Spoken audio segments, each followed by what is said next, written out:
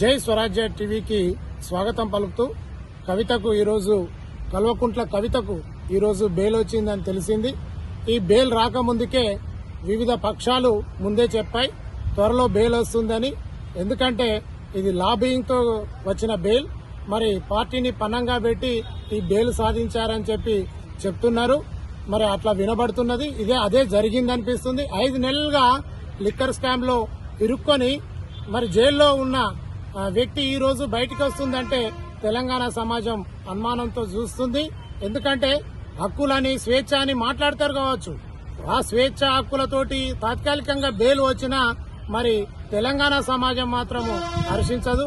ఒకప్పుడు బతుకమ్మనని చెప్పుకున్న ఆమె ఈ రోజు తెలంగాణ సమాజానికి బతుకమ్మ కాదు, బ్రతుకు నేర్చిన అమ్మ అని చెప్పి అందరికి అర్థమైపోయింది.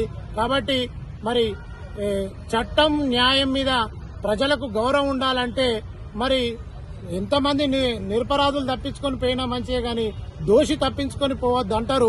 ఈ 5 నెలలు దోషి కాకుండానే జైల్లో పెట్టిండ్రు అంటే మరి కేంద్ర ప్రభుత్వం కూడా ఆలోచించాలి, ఈడీ కూడా ఆలోచించాలి, సిబిఐ కూడా ఆలోచించాలి. మరి ఇలాంటి ప్రలోభాలకు లొంగి న్యాయాన్ని లొంగ తీసుకొని మరి దోషులకు బెయిల్ ఇచ్చుకుంటూ మరి ప్రజల్ని తప్పుదారి పట్టించే చర్యలను తెలంగాణ సమాజం హర్షించదు. ఎందుకంటే వీళ్ళు ఈ సామాజిక వర్గం ఒకప్పుడు ఈ బరివాత బతుకమ్మలు ఆడించిన సమాజం. మరి అలాంటి సమాజాన్ని తెలంగాణ సమాజం ఎప్పుడు నమ్మదు. వీళ్లకు కేవలం ప్రజల్ని దోసుకోవడం, వనరులను దోసుకోవడం ఇది ఆనవాయితీ అయిపోయింది. వీళ్లను నమ్మి ఉద్యమ నాయకుడు, తెలంగాణ సాధన చేసిన వాడు అని చెప్పి మనం నమ్మితే మరి ఎడతెరిపి లేకుండా అవినీతికి పాల్పడి దోపిడీకి పాల్పడి తండ్రి సహకారం ఉన్నది అని చెప్పే బిడ్డ ఇలాంటి పనులు చేసింది. ఇప్పుడు తండ్రి సహకారంతో బయటికి వస్తుంది అని చెప్పి తెలంగాణ సమాజం భావిస్తున్నది.